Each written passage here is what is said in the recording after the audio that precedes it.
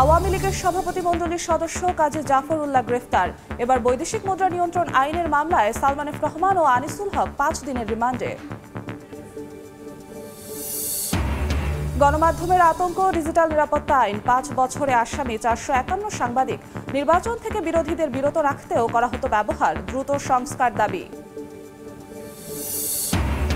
যুক্তরাজ্যের সাবেক ভূমিমন্ত্রীর হাজার হাজার কোটি টাকার সম্পদ, বিলাসবহুল বাড়ি 360টি। ব্যবসা আছে দুবাই, যুক্তরাষ্ট্রে। আল জাজিরার অনুসন্ধানী প্রতিবেদন।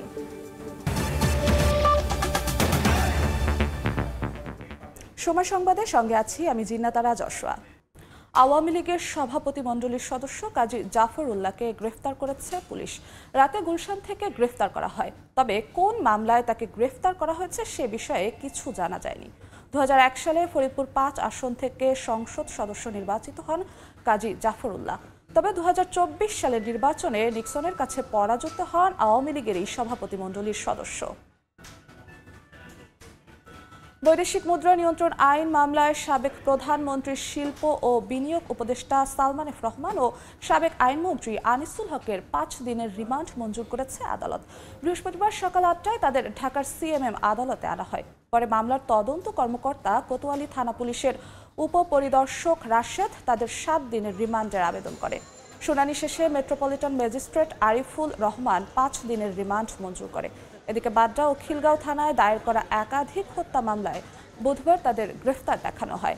একই সাথে সাবেক আইসিটি প্রতিমন্ত্রী জুনায়েদ আহমেদ পলক ও পুলিশের সাবেক মহাপরিদর্শক চৌধুরী আব্দুল্লাহ আল মামুনকেও গ্রেফতার দেখানো হয়েছে। নতুন মামলায় গ্রেফতার দেখানো হয়েছে সুপ্রিম কোর্টের আপিল বিভাগের অবসরপ্রাপ্ত বিচারপতি AHM শামসুদ্দিন চৌধুরী মানিককেও। আদাবর, লালবাগ ও বাড্ডা থানায় দায়ের করা 6টি হত্যা মামলায় তাকে গ্রেফতার দেখানো হয়েছে। এ বিষয়ে বিস্তারিত জানাতে ঢাকার সিএমএম আদালতের সামনে আছেন সহকর্মী আসিফ মোহাম্মদ সিয়াম। সরাসরি যাচ্ছি তার কাছে। কোতোয়ালি থানায় বৈদেশিক মুদ্রা নিয়ন্ত্রণ মামলায় আজ সাবেক আইনমন্ত্রী আনিসুল হক এবং সাবেক প্রধানমন্ত্রীর উপদেষ্টা সালমান এফ রহমানকে ঢাকার সিএমএম আদালতে আনা হলে তাদের বিরুদ্ধে 7 দিনের রিমান্ড আবেদন করা হয় এবং সেই প্রেক্ষিতে তাদের 5 দিনের রিমান্ড মঞ্জুর করেন আদালত। পুলিশের অভিযোগ যে তাদেরকে যখন সদরঘাট থেকে গ্রেফতার করা হয় তখন তাদের কাছ থেকে বেশ কিছু বৈদেশিক মুদ্রা পাওয়া গিয়েছিল এবং সেই প্রেক্ষিতেই পুলিশ তাদের বিরুদ্ধে এই বৈদেশিক মুদ্রা নিয়ন্ত্রণ আইনের মামলাটি দায়ের করেন।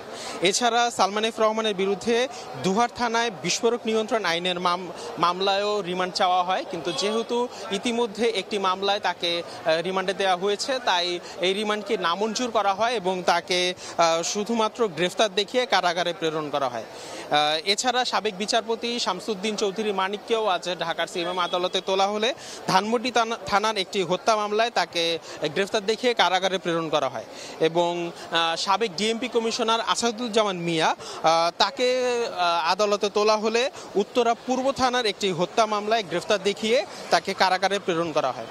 এছাড়া যাত্রাবাড়ির সাবেক ওসি আবুল হোসেন তাকে আদালতে তোলা হলে শিক্ষার্থী সাকিব হত্যা মামলায় তাকে আসামি হিসেবে তাকে 10 দিনের রিমান্ড আবেদন করলে তার 7 দিনের রিমান্ড আদালত মঞ্জুর করেন এবং শাহজাহানপুর থানায় দায়েরকৃত দুই পুলিশ সদস্যের বিরুদ্ধে রাষ্ট্রের বিরুদ্ধে উস্কানি দেওয়ার মামলায় তাদেরকে 2 দিনের রিমান্ড দেন আদালত। রাষ্ট্রপক্ষের দাবি সালমান এফ রহমান এবং আনিসুল হককে যখন গ্রেফতার করা হয় তাদের কাছে বেশ কিছু দেশের বৈদেশিক মুদ্রা তাদের কাছে পাওয়া গিয়েছিল এবং তাদের দাবি যে এখন পর্যন্ত যেই কয়েকজনকে এই হত্যা মামলায় সাবেক সরকারের গুরুত্বপূর্ণ পদের যে কয়েকজনকে এই হত্যা মামলায় গ্রেফতার করা হয়েছে তারা প্রত্যেকেই তাদের কাছে এই বৈদেশিক মুদ্রা পাওয়া গিয়েছে। সেই প্রেক্ষিতে এই বৈদেশিক মুদ্রা নিয়ন্ত্রণ আইনে মামলা তাদের বিরুদ্ধে করা হয়। যদিও সালমান এফ রহমান এবং আনিসুল হকের আইনজীবী দাবি করেছেন যে যখন তাদেরকে গ্রেফতার করা হয় তাদের কাছে কোনো ধরনের বৈদেশিক মুদ্রাই ছিল না, এমনটি তারা মূলত দাবি করেছেন। তবে আজকে এই মামলাতে তাদেরকে 5 দিনের রিমান্ড আদালত মঞ্জুর করেছেন। তো ঢাকার সিএমএম আদালত থেকে এই ছিল আমার কাছে সর্বশেষ। সিএমএম আদালত প্রাঙ্গণ থেকে সরাসরি যুক্ত হয়েছিলেন সহকর্মী আসিফ মোহাম্মদ সিয়াম। তারেক রহমানের সম্মতি পেলে ফৌজদারি কার্যবিধির 401 ধারা অনুযায়ী সাজা স্থগিত চেয়ে সরকারের কাছে আবেদন করা হবে বলে জানিয়েছেন দলটির আইনজীবী নেতা অ্যাডভোকেট জয়নুল আবেদিন। এ ধারা প্রয়োগ করেই বেগম জিয়াকে সাময়িক মুক্তি দিয়েছিল আওয়ামী লীগ সরকার। অবশ্য তারেক রহমানের আইনজীবী ব্যারিস্টার কায়সার কামাল জানান, আইনি প্রক্রিয়ায় দেশে ফিরবেন তিনি। কবে ফিরবেন সে সিদ্ধান্ত তিনিই নেবেন। আফজাল হোসেনের রিপোর্ট। বিএনপির ভারপ্রাপ্ত চেয়ারম্যান তারেক রহমান দেশ ছাড়েন 2008 সালের 11 সেপ্টেম্বর। এরপর তার বিরুদ্ধে একের পর এক দেয়া হয় মামলা। যাবজ্জীবন সহ 4 মামলায় তাকে দেয়া হয় সাজা। এমনকি তারেক রহমানের বক্তব্য প্রচারেও নিষেধাজ্ঞা দেন উচ্চ আদালত। গত 5 আগস্ট শেখ হাসিনা পদত্যাগ করে দেশ ছেড়ে পালিয়ে যাওয়ার পর ওই দিনই দেশের সব গণমাধ্যমে তারেক রহমানের বক্তব্য প্রচার করে। দলটির সিনিয়র নেতারা বলেন, খুব শিগগিরই দেশে ফিরবেন তারেক রহমান। তবে 45 দিন পরও তাকে ফেরানোর আইনি বাধা কাটাতে দৃশ্যমান কোনো উদ্যোগ চোখে পড়েনি। দলটির আইনজীবী ফোরামের সভাপতি বলছেন, তারেক রহমানের সম্মতির অপেক্ষায় রয়েছেন তারা। সম্মতি পেলেই ফৌজদারি কার্যবিধির 401 প্রয়োগ করে সাজা স্থগিত চেয়ে আবেদন করা হবে সরকারের কাছে। 401-এ বলা আছে শর্তযুক্ত অর্থ বা শর্তমুক্তভাবে খালাস করা। সেইখানে আমরা মনে করি 401 অনুসারে তারা সাজা স্থগিত রাখবেন এবং এই শর্তে মামলাগুলোতে তারেক রহমানের পক্ষে বা অন্যান্য যাদের এই ধরনের সাজা হয়েছে মিথ্যা, হয়রানিমূলক এবং বিদ্বেষমূলক মামলায়, সেই সমস্ত মামলা খালাসের জন্য আমরা পরবর্তীতে আদালতে আবেদন করব। যখনই উনি ইচ্ছা প্রকাশ করবেন তখনই আমরা এই আবেদনটা করবেন। যতক্ষণ পর্যন্ত উনি ইচ্ছা পোষণ করবেন না ততক্ষণ পর্যন্ত আমরা আবেদন করতে পারি না। তবে বিএনপির আইন সম্পাদক ব্যারিস্টার কায়সার কামাল জানান, আইনি পথে ছাড়া অন্য কোনো পথে ফিরবেন না তারেক রহমান। কবে ফিরবেন সেই সিদ্ধান্তও নেবেন তিনি। জনাব তারেক রহমান সাহেব নিজে চান প্রত্যেকটা মামলায় আইনগতভাবে মোকাবেলা করতে। কোনো ধরনের কোনো যে আছে না যে রাষ্ট্রীয় আনুকূল্য নেওয়া আইনগত প্রক্রিয়ায় সবকিছু অ্যাড্রেস করা হবে। উনার বিরুদ্ধে যে আনফরচুনেটলি রায় ঘোষণা করা হয়েছে সেই থেকে তিনি আইনগত প্রক্রিয়ার মাধ্যমে মুক্তি পেতে চান। ফৌজদারি আইন বিশেষজ্ঞ এস.এম. শাহজাহান বললেন, তারেক রহমানের উচিত দেশে ফিরে মামলা বাতিলের আবেদন করা। যে আইন যতটা যে আইন যতটা সমীহ করে সে তত বড় মানুষ। কাজেই আমি তারেক জিয়া সাহেবের ব্যাপারে বলবো, সবার বিষয়ে আমি বলবো যে আইনের কাছে সারেন্ডার করা বা আইন মানাটা এটা একটা মানুষের কিন্তু এটা বড় গুণের পরিচয়। দীর্ঘ 16 বছর ধরে সপরিবারে যুক্তরাজ্যে নির্বাসিত জীবন কাটাচ্ছেন বিএনপির এই শীর্ষ নেতা। আফজাল হোসেন, সময় সংবাদ, ঢাকা। একটি কালো আইন যার জাতাকলে পিষ্ট হাজারো মানুষ। ডিজিটাল নিরাপত্তা আইনে গত 5 বছরে মামলা হয়েছে 1400টি, যেখানে আসামি করা হয়েছে 451 জন সাংবাদিককে। এসব মামলার বাদীদের 82% তৎকালীন আওয়ামী লীগের রাজনীতির সঙ্গে যুক্ত। নাম বদলে কুখ্যাত ডিজিটাল সিকিউরিটি আইন এখন সাইবার নিরাপত্তা আইন। মত প্রকাশ ও স্বাধীন গণমাধ্যম নিপীড়নের এই হাতিয়ারকে দ্রুত সংস্কারের দাবি মানবাধিকার ও গণমাধ্যম কর্মীদের। মার্জিয়া মুমুর রিপোর্ট, ছবি তুলেছেন শাহিনুল ইসলাম। ওনারা আমাকে 7 ঘন্টা ইন্টারোগেশন করেন, চোখে অবশ্যই 3 পরতের কাপড় দিয়ে বেঁধে এবং হাতে হ্যান্ডকাফ পরায়ে। দুর্যোগ কবলিত এলাকায় ত্রাণ বিতরণে দুর্নীতি নিয়ে সামাজিক যোগাযোগ মাধ্যমে একটি পোস্ট। এরই জের ধরে 2020 সালে র্যাব পরিচয়ে নিজ বাসা থেকে তুলে নেওয়া হয় রাষ্ট্রচিন্তা নামক নাগরিক সংগঠনের সদস্য দিদারুল ভূঁইয়াকে। অজ্ঞাত স্থানে নিয়ে গিয়ে নির্যাতনের পর তাকে গ্রেফতার দেখানো হয় ডিজিটাল সিকিউরিটি আইনে। আনা হয় রাষ্ট্রদ্রোহিতার অভিযোগ। 5 মাস কারারুদ্ধ রাখা হয় দিদারুলকে। রমনা থানায় ডিজিটাল সিকিউরিটি অ্যাক্টের একটা মামলায় গ্রেফতার দেখানো হয় এবং সেখানে আমরা 11 জন ছিলাম আসামি। দিদারুল প্রাণে বেঁচে ফিরলেও 2021 সালে তৎকালীন আওয়ামী শাসক দলের মানবাধিকার লঙ্ঘন ও অসঙ্গতির চিত্র কার্টুনের মাধ্যমে তুলে ধরায় একই আইনে প্রথমে গ্রেফতার ও পরে পুলিশি হেফাজতে নির্যাতন করে হত্যা করা হয় লেখক মোশতাক আহমেদকে। নির্মম নির্যাতনে গুরুতর আহত হন কার্টুনিস্ট আহমেদ কবির কিশোরও। 1 বছর কারাগারে থাকা অবস্থায় বারবার জামিন চেয়েও পেলেন না এবং হাইকোর্টে যখন তার জামিনের দরখাস্তটা বিবেচনাধীন ছিল, অপেক্ষমান ছিল, সেই সময়ে কিন্তু তিনি হাসপাতালে মৃত্যুবরণ করেন। কিশোরকে মেরে কানের পর্দা ফাটিয়ে দেওয়া হয়েছে, তাকে যেভাবে শারীরিক নির্যাতন করা হয়েছে তাতে তার মানসিক ভারসাম্য পর্যন্ত নষ্ট হয়ে গিয়েছিল। সালের আইসিটি আইন 2009 সালে নাম ঠিক রেখে সংশোধিত হলো, 2018 সালে নাম বদলে হলো ডিজিটাল সিকিউরিটি আইন, আর সবশেষ 2023 সালে রূপ বদল হয়ে হলো সাইবার সিকিউরিটি অ্যাক্ট। বারবার রূপ বদল হলেও বাক স্বাধীনতা ও গণমাধ্যম নিয়ন্ত্রণ ও ভিন্নমত দমনে ব্যবহার হচ্ছে কালো আইনটি। গত 5 বছরে ডিজিটাল নিরাপত্তা আইনে মামলার শিকার হয়েছেন 500-র বেশি গণমাধ্যম কর্মী। নির্বাচন থেকে বিরোধী রাজনীতি দলের প্রার্থীদের অংশগ্রহণ বিরত রাখা ও তাদের হয়রানির মোক্ষম অস্ত্র হিসেবেও ব্যবহার হয় এই আইন। 2018 সালে একাদশ জাতীয় সংসদ নির্বাচনের সময় ঠিক যেমনটা ঘটেছে বিএনপি স্থায়ী কমিটির সদস্য মেজর অবসরপ্রাপ্ত হাফিজ উদ্দিন আহমেদের সঙ্গে। নির্বাচনের দিন আমি বের হয়ে ভোট দেওয়া তো দূরের কথা, ওই দিন আমাকে ডিজিটাল সিকিউরিটি একটা মামলা দেওয়া হয়। Centre for governance studies CGS এর সাম্প্রতিক গবেষণা বলছে 2018 সালের অক্টোবর থেকে 2023 সালের সেপ্টেম্বর পর্যন্ত 1436টি মামলায় 4520 জনকে আসামি করা হয়েছে। সবচেয়ে বেশি অভিযুক্ত হয়েছেন রাজনীতিবিদ ও সাংবাদিক। মামলা হয়েছে অন্তত 30টিরও বেশি শিশু কিশোরের বিরুদ্ধে, আর এসব মামলার বাদীদের 82%ই তৎকালীন আওয়ামী লীগের রাজনীতির সঙ্গে যুক্ত।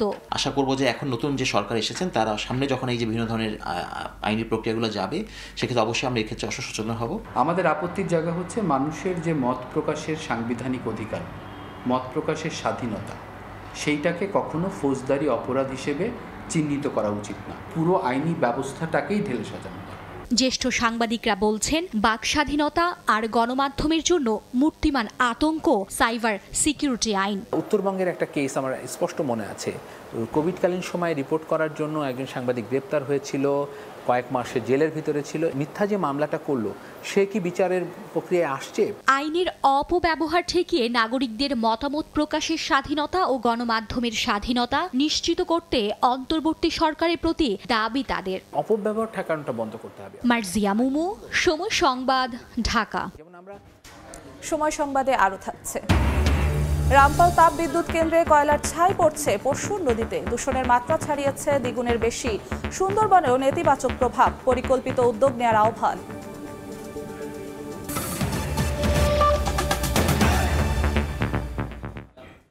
সাবেক ভূমিমন্ত্রী সাইফুজ্জামান চৌধুরী যুক্তরাজ্যে সম্পদের পাহাড় গড়েছেন।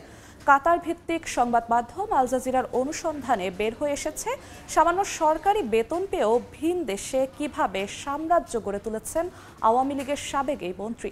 দীর্ঘ অনুসন্ধানের পর বুধবার আল জাজিরার প্রকাশিত এই প্রতিবেদনে বলা হয়েছে, সাইফুজ্জামান চৌধুরী যুক্তরাজ্যে 25 কোটি মার্কিন ডলার খরচ করে 360টি বিলাসবহুল বাড়ি কিনেছেন, যা বাংলাদেশি অর্থে প্রায় 3000 কোটি টাকার সমান।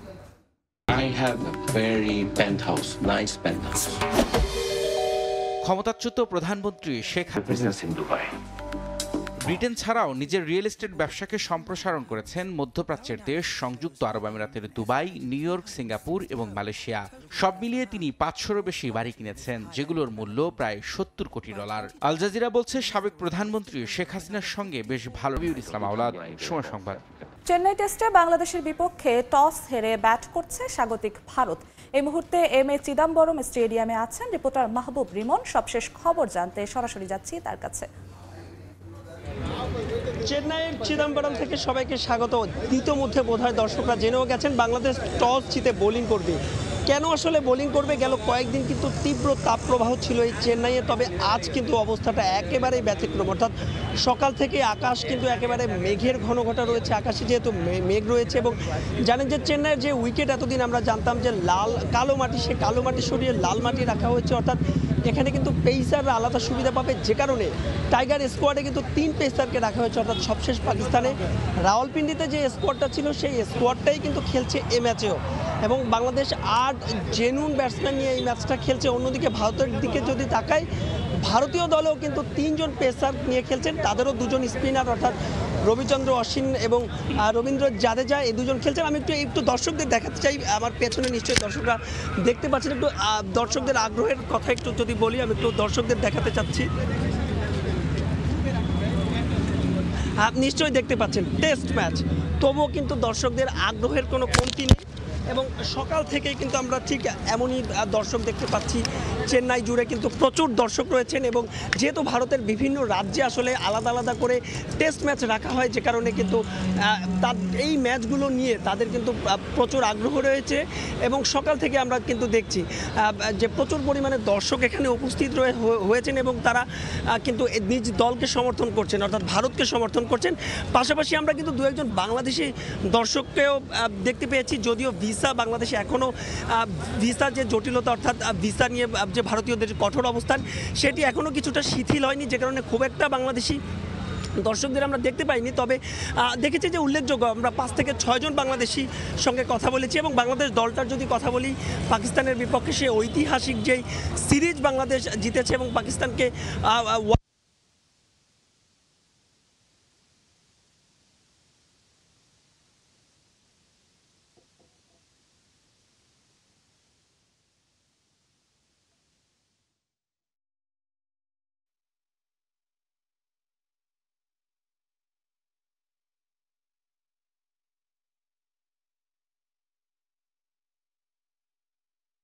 বড়ম স্টেডিয়ামের সামনে থেকে সরাসরি যুক্ত ছিলেন সহকর্মী মাহবুব রিমন।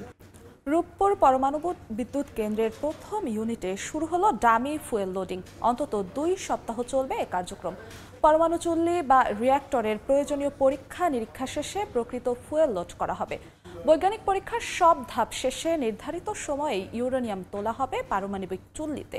বিস্তারিত জানাচ্ছেন দেবাশিস রায়।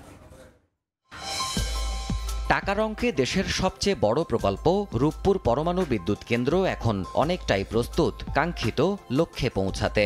যদিও আনুষ্ঠানিকভাবে বিদ্যুৎ উৎপাদন করতে এই প্ল্যান্টের 2টি ইউনিটকেই পাড়ি দিতে হবে পরীক্ষা নিরীক্ষার জটিল সব স্তর। পরমাণু বিদ্যুৎ কেন্দ্র নির্মাণের বর্তমান ধাপটিকে বলা হচ্ছে প্রি কমিশনিং স্টেজ, যে পর্যায়ে প্রকল্প এলাকায় ইনস্টলেশন সম্পন্ন করা বিভিন্ন যন্ত্রাংশের পরীক্ষা চালানো হয়। এরই অংশ হিসেবে রূপপুরের প্রথম ইউনিটে 17 সেপ্টেম্বর থেকে শুরু হয়েছে ডামি ফুয়েল লোডিংয়ের কার্যক্রম। এই প্রক্রিয়ায় প্রথম ইউনিটের রিঅ্যাক্টর প্রেসার ভেসেলে ডামি ফুয়েলের প্রথম অ্যাসেম্বলি প্রবেশ করানো হয়। 2 সপ্তাহ ধরে চলবে লোডিংয়ের এই কার্যক্রম। এর মধ্যে 163টি ডামি ফুয়েল অ্যাসেম্বলি এবং 115টি কন্ট্রোল এবং protection system absorber rod load করা হবে। ডামি ফুয়েলের মাধ্যমে রিঅ্যাক্টর বা পরমাণু চুল্লির সব প্যারামিটার যাচাই নিশ্চিত হওয়ার পর প্রকৃত ফুয়েল লোড করা হবে।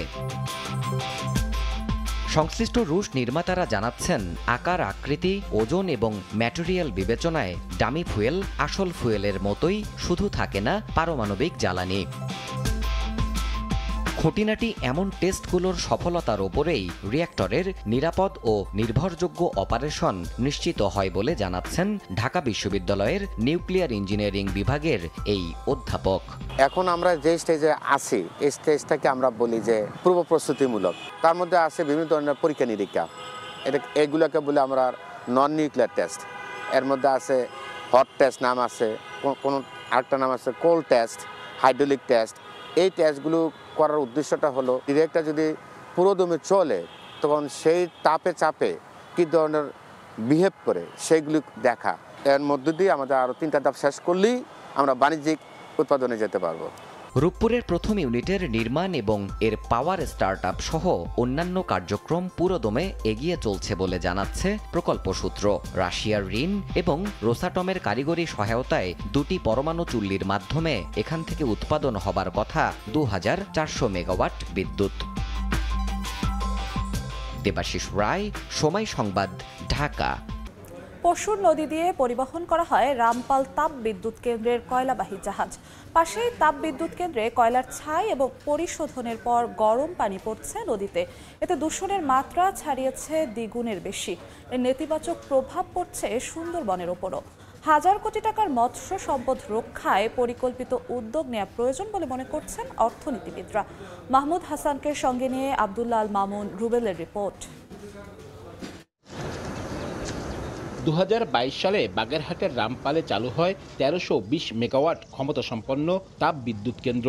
পশুর নদী দিয়ে পরিবহন করা হয় কয়লাবাহী জাহাজ। মাঝে মধ্যে এসব জাহাজডুবির ঘটনাও ঘটে।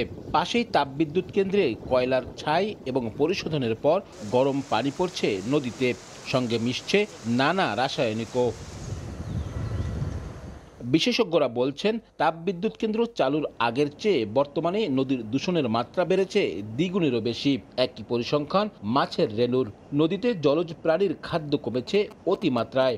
এর নেতিবাচক প্রভাব পড়েছে সুন্দরবনের উপরও। ফাইটোপ্ল্যাঙ্কটন, জু প্ল্যাঙ্কটন, বেন্থোস যাদের উপর নির্ভর করে আসলে জলজ প্রাণী বেঁচে থাকে, সেগুলো কিন্তু অতিমাত্রায় কমে গেছে, তাদের সংখ্যা কমে গেছে। এইভাবে যদি চলতে থাকে তাহলে একসময় কিন্তু এটির স্বাভাবিক যে জীবন, নদীর যে একটা জীবন আছে, সেটি কিন্তু আর আগের মতো থাকবে না। এদিকে পশুর নদীতে কয়লা দূষণ নিয়ে সোচ্চার বিভিন্ন পরিবেশবাদী সংগঠনগুলো।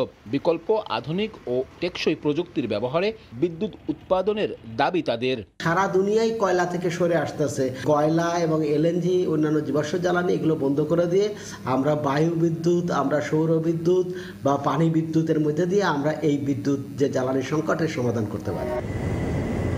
অর্থনীতিবিদরা বলছেন সুন্দরবন অঞ্চলের হাজার কোটি টাকার মৎস্য সম্পদ রক্ষায় পরিকল্পিত উদ্যোগ নেওয়া প্রয়োজন।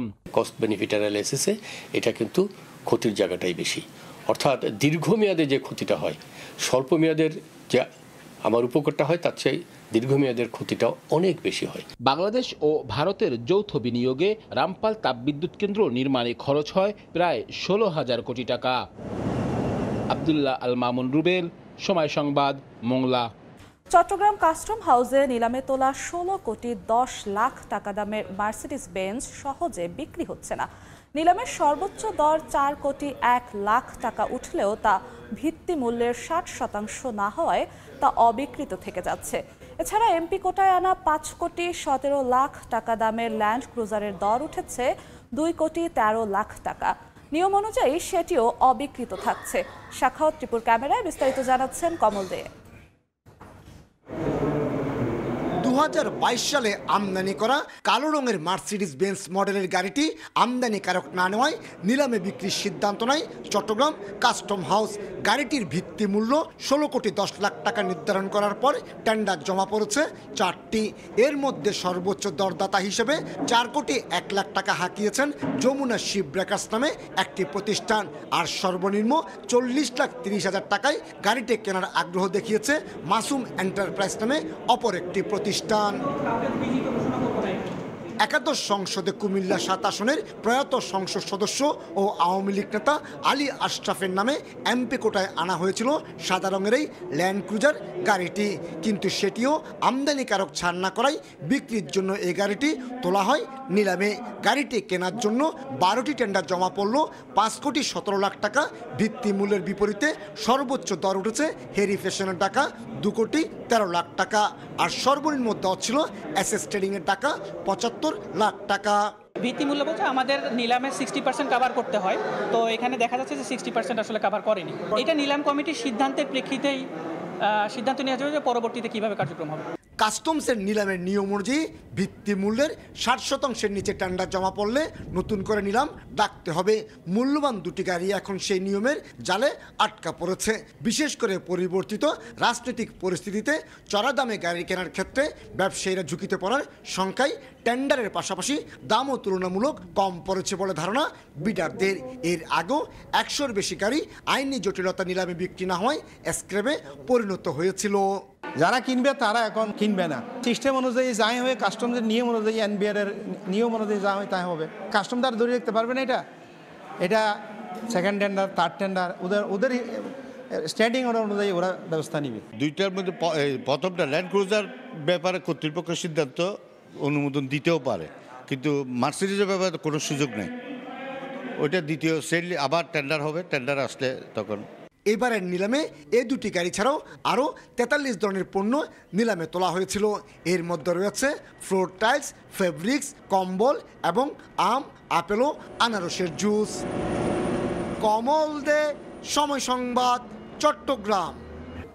চলতি সপ্তাহে টানা বৃষ্টিতে ক্ষতির মুখে বাগেরহাটের চিংড়ি চাষিরা। পানিতে ভেসে গেছে জেলার কয়েক হাজার ঘেরের চিংড়ি। প্রাকৃতিক দুর্যোগের সঙ্গে তাল মিলিয়ে পরিকল্পিতভাবে চিংড়ি চাষের পরামর্শ মৎস্য বিশেষজ্ঞের। আলী আকবর টুটুলের পাঠানো তথ্য, আমিনুল ইসলামের ছবি নিয়ে রিপোর্ট।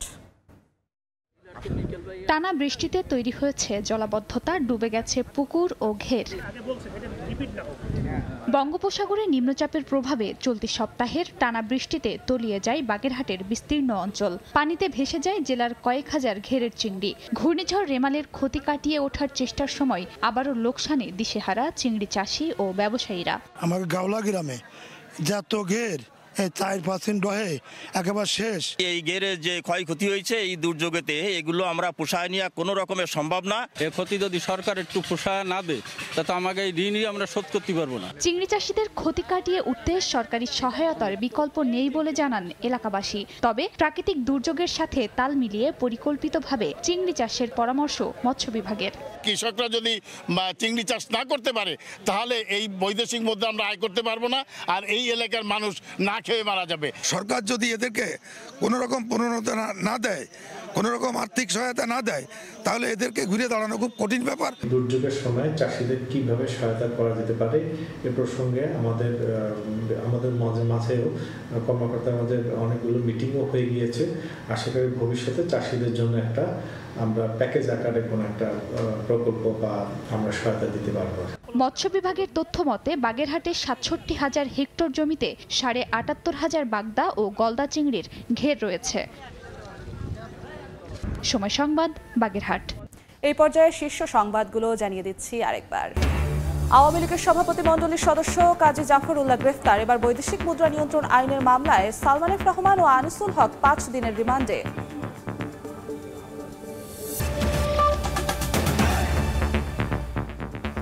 এই ছিল সময় সংবাদে, সঙ্গেই থাকুন সময়ের।